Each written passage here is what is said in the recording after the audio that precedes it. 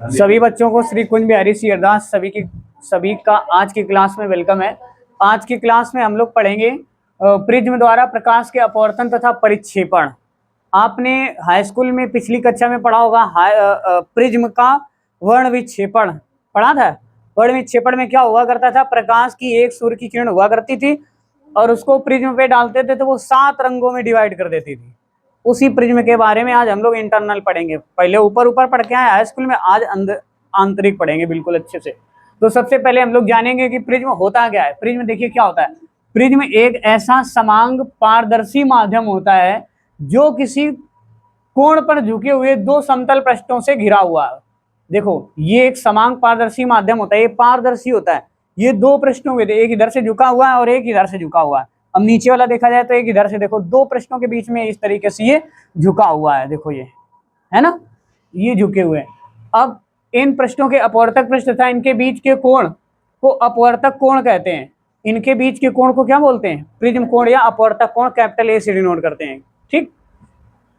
अपवर्तक पृष्ठों के अभिलंबोत किसी तल द्वारा काटे गए परिच्छेद को प्रिज्म का मुख्य परिच्छेद कहते हैं।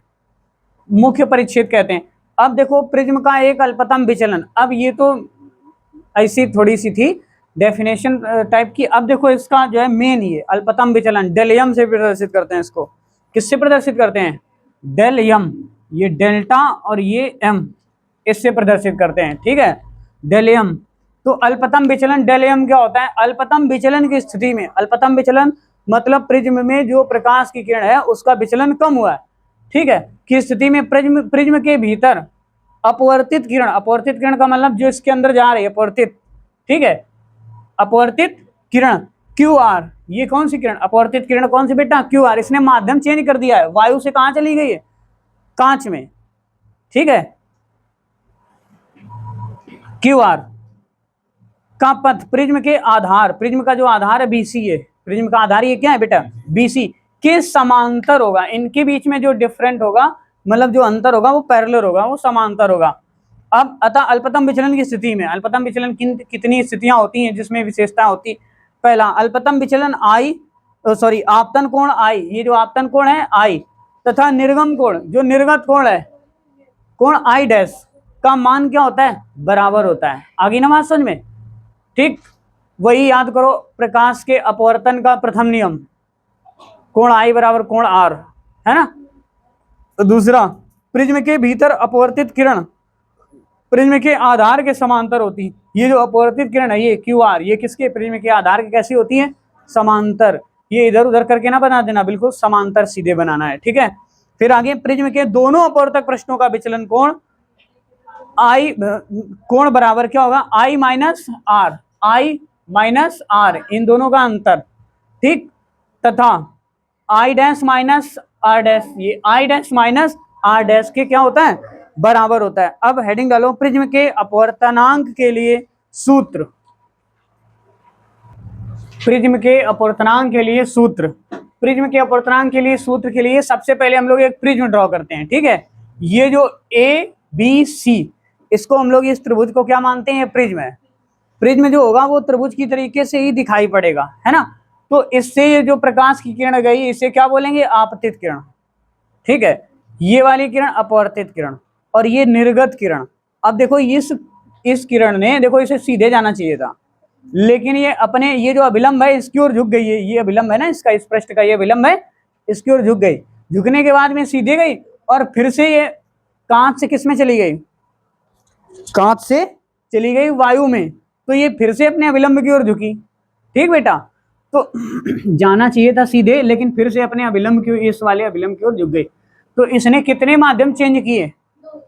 दो। देखो एक बार हवा से कांच में, फिर कांच से फिर हवा में, ठीक, 2 बार में। और एक बात सुनो, इस वाली किरण को क्या बोलेंगे? पी क्यू को क्या बोलेंगे? आपतित। और क्यू आर को अपवर्तित और क्यू एस को निर्गत किरण। आई बात ना समझ में? हमने यही बताया। अब ये तीनों, अब देखो समझते हैं। त्रिभुज क्यू डी आर में कौन कौन से त्रिभुज? क्यू डी आर, ये एक ट्रायंगल बन रहा है ना त्रिभुज क्यू डी आर में, बिटिया देखो इधर, कोण डेल एम, ये जो एंगल है डेल एम नहीं डेल केवल डेल्टा, भुजाओं क्यू डी, कौन बेटा, क्यू डी, और वहां डी आर, ये जो भुजाएं दोनों डी आर, इनके बीच बहिष्कोण है। बहिष्कोण क्या होता है, जो बाहर बनता है एंगल। जैसे बेटे देखो बहन, ये वाला एंगल कितना 80 डिग्री का, तो ये वाला जो इसका बाहरी कोण बनेगा, इसके बहिष्कोण, ये वाला इसका बहिष्कोण कहलाएगा, है ना, बहिष्कोण है।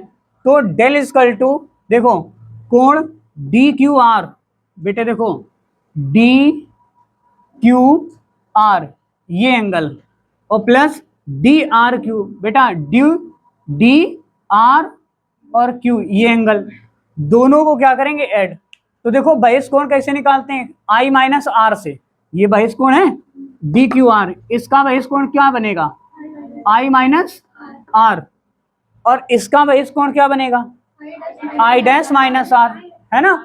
अभी पीछे पड़ गया आई डैश माइनस आर, बिटिया इनको आई डैश को एक जगह कर लिया, आर वाले को उधर कर लिया, तो ये दोनों माइनस के हो जाएंगे, माइनस कॉमन लेके R plus R dash equation क्या मान लेते हैं इसको, फर्स्ट।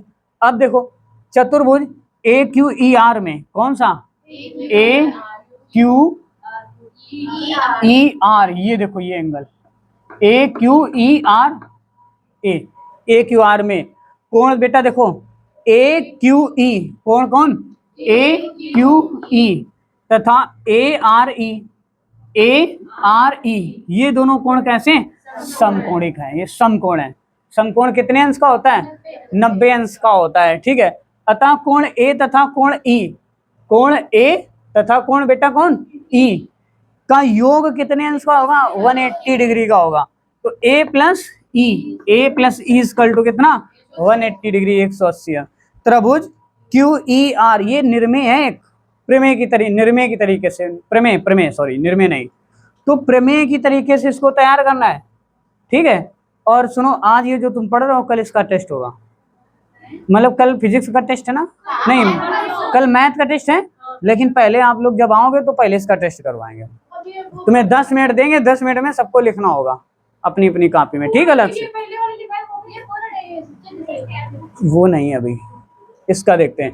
ए प्लस ई का वैल्यू कितना होगा, 180 डिग्री। अब देखो त्रिभुज क्यू ई आर में, क्यू ई आर बेटा क्यू ई आर, इस एंगल में आर प्लस आर डैश, बेटे R plus R dash plus E, ये वाला इन दोनों को कोण को जोड़ो जरा, आर प्लस आर डैश और प्लस कितना ई, दोनों को जोड़ोगे कितना होगा, 180 डिग्री होगा। अगर ये इतना एंगल 90 डिग्री है बेटी, सॉरी बहुत मारेंगे, ए आर ई ये है ना, अब ये 90 डिग्री है, इसका आधा ही तो कोण है ये, और ये भी 90 का आधा, 45 + 45, और ये वाला है 90, दोनों को जोड़ोगे 180 होगा। दोनों समीकरणों से कैसे, ए प्लस आर डैश प्लस ई बराबर कितना, देखो आर प्लस आर डैश बराबर कितना हो गया, ए हो गया, ठीक। आई बात समझ में कि नहीं आई, ठीक। इसे मान लेते हैं इक्वेशन सेकंड।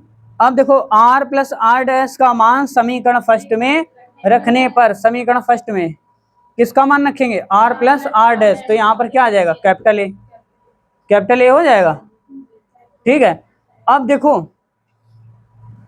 तुम ये कह सकते हो कि सर जी ये यहाँ पर ए कैसे आ गया, है ना, ये सोच रहे हो बेटे, इसको इधर ले जाओ जरा, इसको इधर ले जाओ, तो ए बराबर 180 माइनस का कितना हो गया, ई हुआ कि नहीं हुआ। तो देखो अब अगर हम लोग इसको इधर ले जाएं तो ये क्या हो जाएगा, ये हो जाएगा आर प्लस आर डैश बराबर कितना, 180 माइनस का ई, तो इसकी जगह पर हमने क्या लिख दिया है, ए लिख दिया है। आ गई ना बात समझ में, ठीक। अब इसी के आगे देखो, हाँ, तो यदि प्रिज्म अल्पतम विचलन की स्थिति में हो, तो अल्पतम विचलन की स्थिति में क्या होता है, प्रिज्म में क्यू आर और बी सी जो है कैसे होते हैं, पैरेलल होते हैं ना, समांतर होते हैं, अभी बताया था हमने बेटा। तो आई डैश का जो वैल्यू होगा वो आई के लगभग बराबर होगा, ओके सर। जो आर डैश का वैल्यू होगा बहन, ये आर डैश का जो वैल्यू होगा वो आर के लगभग कैसा होगा, बराबर होगा। और जो डेल होगा वो अल्पतम विचलन, डेल यम क्यों, विचलन के लिए इसे दर्शाया गया है। ठीक है, अब देखो, अतः समीकरण सेकंड व समीकरण थर्ड में इनके मान रखने पर, किनके, इनके मान रखने पर, तो 2r बराबर क्या आ जाएगा, a, और r बराबर, अगर 2r बराबर a तो बहन r बराबर a बटे 2 नहीं हो जाएगा, है ना। डेल m बराबर क्या होगा, 2i माइनस a, तो i बराबर बिटिया कितना हो जाएगा, ये इधर कर दो, डेल m प्लस a, और अपॉन में क्या हो जाएगा 2।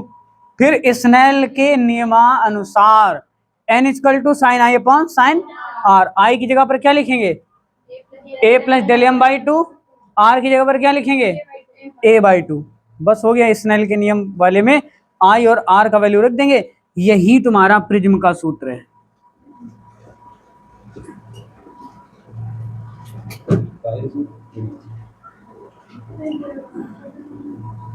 इससे पेपर में आते हैं क्वेश्चन।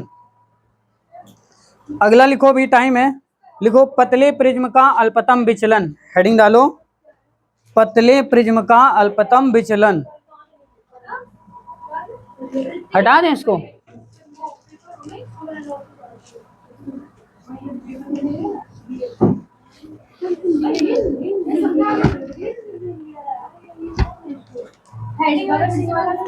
लिखो पतले प्रिज्म का, पतले, बेटा इसमें आवाज रिकॉर्ड हो रही है, बोल रहे हो तुम लोग, ये चालू है, उसमें आवाज आ रही है, इसमें ध्यान दो इधर। पतले प्रिज्म का, पतले प्रिज्म का विचलन लिखो, विचलन लिखो आगे। जब प्रिज्म पतला हो तब डेल m भी छोटा होगा, ऊपर लिखा है जब प्रिज्म पतला हो तो डेल m भी क्या होगा, छोटा होगा। अब देखो, sine a plus del m by 2 equal to किसके बराबर आ जाएगा, a प्लस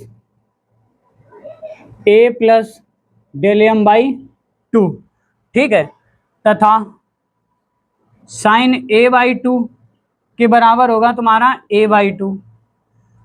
ठीक, अब इनका मान प्रिज्म वाले समीकरण में रखने पर, प्रिज्म के अपवर्तन वाले समीकरण में रखने पर, तो n बराबर, प्रिज्म का समीकरण क्या होता है, a plus del m by 2 और फिर साइन a बाई 2। तो बहन इसमें वैल्यू रखेंगे कितना, इसका मान क्या रखेंगे, a plus del m by कितना 2 और बटे कितना a बाई 2, तो a से a खत्म, सॉरी 2 से 2 खत्म। ठीक है, 2 से 2 अगर ये खत्म कर देंगे तो ये a इधर ले आओ इस तरफ, तो क्या हुआ na, ठीक है, और बराबर a प्लस कितना डेल m, ये भी इधर ले आओ, na minus a equal to कितना डेल m। ठीक है, अब इससे क्या कॉमन ले लेते हैं हम लोग, a कॉमन ले लेते हैं, तो यहाँ पर क्या बचा बेटा, n minus 1 equal to del m। ठीक है, तो ये तुम्हारा आ गया पतले प्रिज्म का, पतले प्रिज्म द्वारा विचलन, पतले प्रिज्म द्वारा विचलन। आगे बात समझ में। अब कल के लिए हेडिंग रहेगी किसी प्रिज्म की वर्ण विक्षेपण अथवा परिक्षेपण क्षमता। इसके बाद में लॉर्ड रेले का प्रकीर्णन नियम पढ़ेंगे और पढ़ते हुए प्रकाश के प्रकीर्णन की प्रमुख घटनाएं पढ़ेंगे। ये चैप्टर खत्म हो जाएगा। ठीक, कल इसके आगे हम लोग पढ़ेंगे।